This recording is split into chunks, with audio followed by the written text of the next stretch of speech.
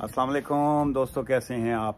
आज सैटरडे छुट्टी का दिन है जी और घर का कुछ काम करूंगा जी, ये गार्डनिंग। और पीछे आप आवाज़ भी सुन रहे होंगे और साथ साथ आपके इमिग्रेशन के बहुत से सवाल आए हुए हैं, उनका भी मैं आज जवाब दूंगा आपको। तो आइए, पहले तो मैं आपको ये जो फूल होते हैं, ये जो निकलते हैं और उसके बाद कुछ ख़राब हो जाते हैं ऐसे करके, ठीक है जी, और ये ऐसे कुछ मुरझा जाते हैं, उनको ज़िंदा रखने का क्या तरीका होता है वो भी मैं आपके साथ शेयर करूंगा। और उसके बाद ये जो पानी की यहाँ से लीकेज जब हो तो तब क्या होता है, और बहुत टिप्स जो हैं वो भी आपको मिलेंगे।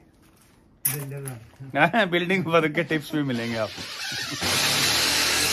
ये फूल जो ऐसे वाले हो जाए ना, इसको थोड़ा तिरछा रख के ना यूं करके काट दिया जाता है, तो फिर ये वहीं से निकलते हैं वापस। ये देखें, इसको सीधा काटने के बजाय इसको थोड़ा सा तिरछा रख के काटना आप। और ये इसको कई लोग बिन कर देते हैं, वहाँ पे फेंकने की बजाय इसको वहीं पे उसी मिट्टी में आप दोबारा फेंक देंगे तो वो उसी की ये फीड जो है ये दोबारा बन जाती है जी।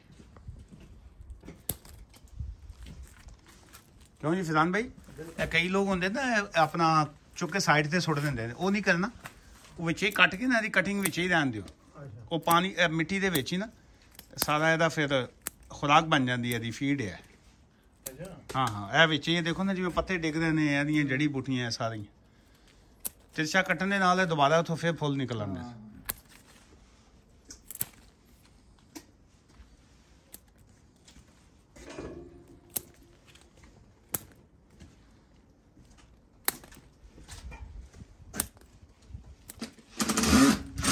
अच्छा जी, ये आपने पूछा है जी कि 11 महीने का शॉर्ट स्टडी वीज़ा है आपके पास, तो क्या आप उसके ऊपर शेंगेन वीज़ा जो है वो अप्लाई कर सकते हैं यूरोप साइड का कि नहीं। जी बिल्कुल आप कर सकते हैं जी। पाबंदी सिर्फ विजिटर वीज़ा के ऊपर है कि जी कि अगर किसी के पास विजिट वीज़ा हो तो तब वो अप्लाई नहीं कर सकता, लेकिन चूंकि जिसके पास मोर देन 6 मंथ वीज़ा होता है, 6 माह से ज़्यादा का वीज़ा हो, तो बिल्कुल आप अप्लाई कर सकते हैं जी। And all the very best, Europe घूमिए जाके। मेरा होम स्टडी एरिया ये देखें सारा मैस हुआ पड़ा है, यहाँ से गड़बड़ थी, वाटर लीकेज था, लो अभी डन करवाया।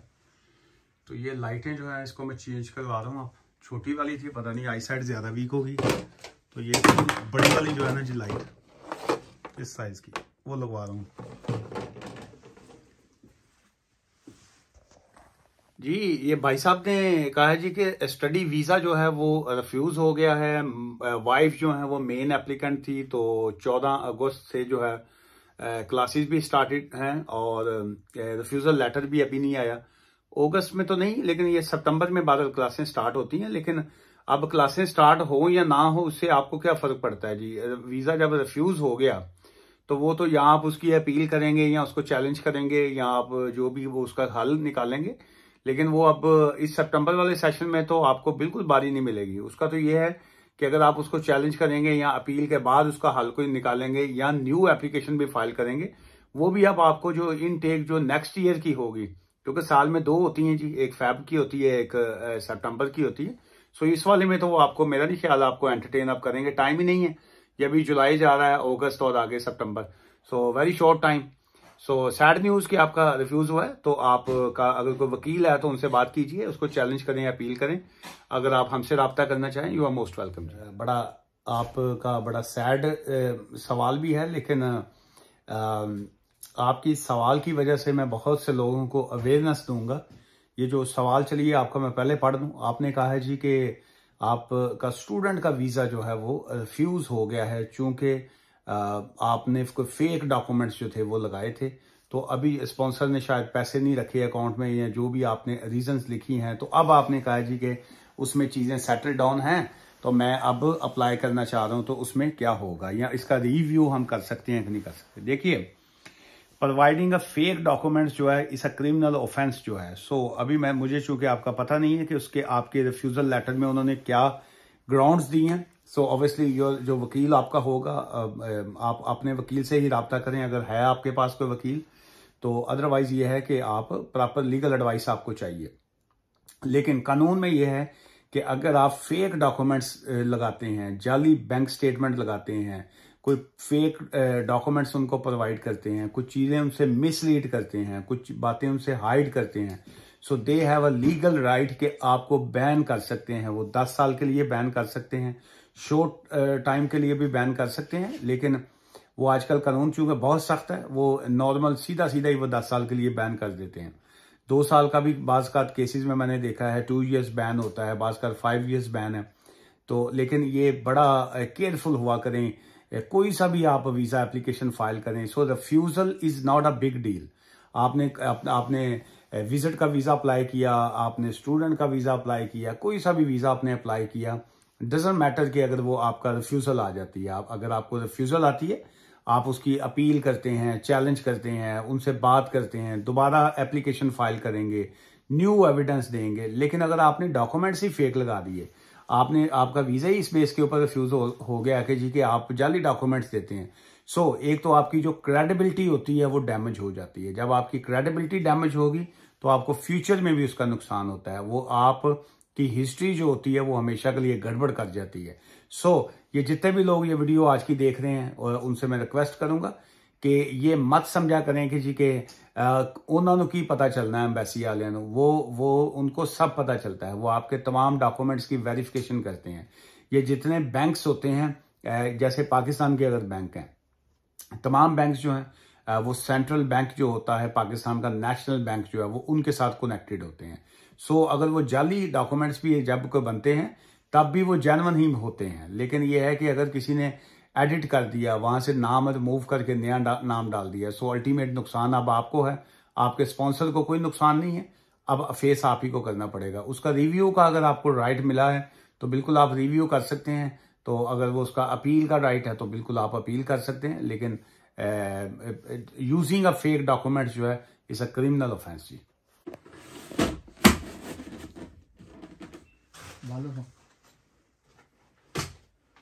ठीक हो गया क्या लाइट हाँ जबरदस्त लाइट होगी। कभी घर के काम भी खत्म हुए।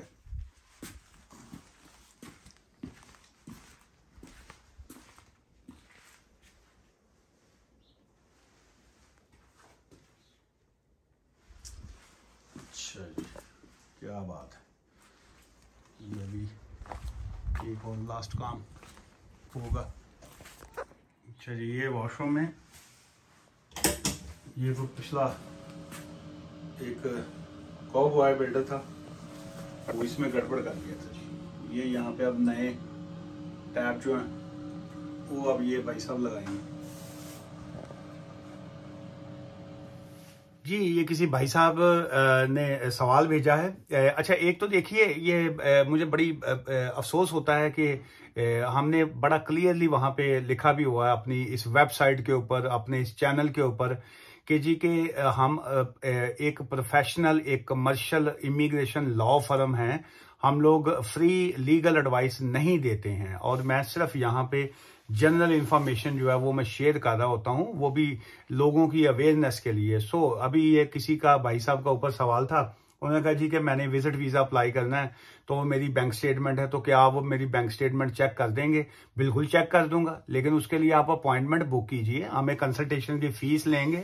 या मैं अगर अब देखिए इसके ऊपर सारा दिन हमारे सोशल मीडिया के ऊपर टिकटॉक, यूट्यूब, फेसबुक, हर मीडिया के ऊपर हम बैठे हुए हैं। वहां पे 100 क्वेश्चन जो होते हैं वो डेली आते हैं। अगर हम सारा दिन आपके सवालों के जवाब देंगे तो फिर वो हमने बिजनेस कहाँ से रन करना है? हमारी फर्म जो है, हम लोग फ्री लीगल एडवाइस नहीं देते हैं जी। सो इसके लिए बहुत से लोग जो हैं वो एम ही मुंह बना लेते हैं अपना कि जी आपको ये सवाल किया है तो आप इसका फोन नहीं उठा रहे हैं, फलां नहीं उठा रहे। भाई साहब हमें अलाउ ही नहीं है हमारी पूरी फर्म को कि जी हम वो आपकी कॉल्स लें या व्हाट्सएप के ऊपर कॉल्स लें। वहां पे सिस्टम हमने ये दिया हुआ है कि आपने टेक्स्ट करना है, मैसेज करना है, अपॉइंटमेंट बुक करनी है, हम लोग कंसल्टेशन की फीस लेंगे, फिर जो हमारे रेलिवेंट वकील होते हैं वो आपको कॉल बैक करते हैं जी। और सेकंड, जब आपने एक सेशन बुक कर लिया, आपने अपनी वहां पे एडवाइस ले ली, फोन बंद हो गया, आपको घंटे बाद जो है वो बाथरूम में जाके एक नया सवाल याद आ गया कि लो जी ऐसे पूछया नहीं, सो वो नहीं पूछया तो वो हमारा फॉल्ट नहीं है, वो उसमें आपने फिर दोबारा कंसल्टेशन बुक करनी है, फिर आपने दोबारा से हमारी फर्म जो है वो चार्ज करती है जी, फीस हम दोबारा चार्ज करेंगे, फिर आपको जो है एडवाइस देंगे जी। अच्छा चलिए, एक तो ये बात होगी। सेकंड, ये भाई साहब का जो एक और मैटर था, उन्होंने कहा जी मेरी वाइफ जो है वो डिसेबिलिटी लिविंग अलाउंस नहीं ले रही है, वो कोई और बेनिफिट ले रही है, जो ज़ाहिर है वो पाकिस्तान से उन्होंने सवाल किया, उन्हें नहीं आइडिया होगा कि कौन से बेनिफिट है। अब उसमें यह है कि यूनिवर्सल क्रेडिट है अगर उनका, या किसी तरह के और बेनिफिट्स हैं, तो वो स्पाउस वीज़ा जो है वो अप्लाई नहीं कर सकती हैं। उसके लिए तरीक़ाकार यही है कि या उनकी 18,600 जो है वो इनकम थ्रेशोल्ड का होना लाजमी है जी, अदरवाइज या वो पिप की पेमेंट हो, personal independence payment, DL disability living allowance या केयर अलाउंस, इसके अलावा जो है और कोई ऑप्शन नहीं है जी। उसके अलावा फरिश्तियां को दुआ कर सकते हो कि जी कि तुहानू ऊंजी जड़ा ना वो इत्थे UK च पहुंचा देन, लेकिन कानूनी तौर पे तो इसका कोई और ऑप्शन नहीं है जी। ये थी जी आज की वीडियो, और इसमें जो बेसिक इन्फॉर्मेशन मैंने दी है, it's not a legal advice. Legal advice के लिए यू आर मोस्ट वेलकम अगर आप हमारे ऑफिस से राब्ता करना चाहें, लेकिन एडवाइस के हम लोग फीस चार्ज करते हैं। दुआ में याद रखिएगा। Take care, thank you, bye for now.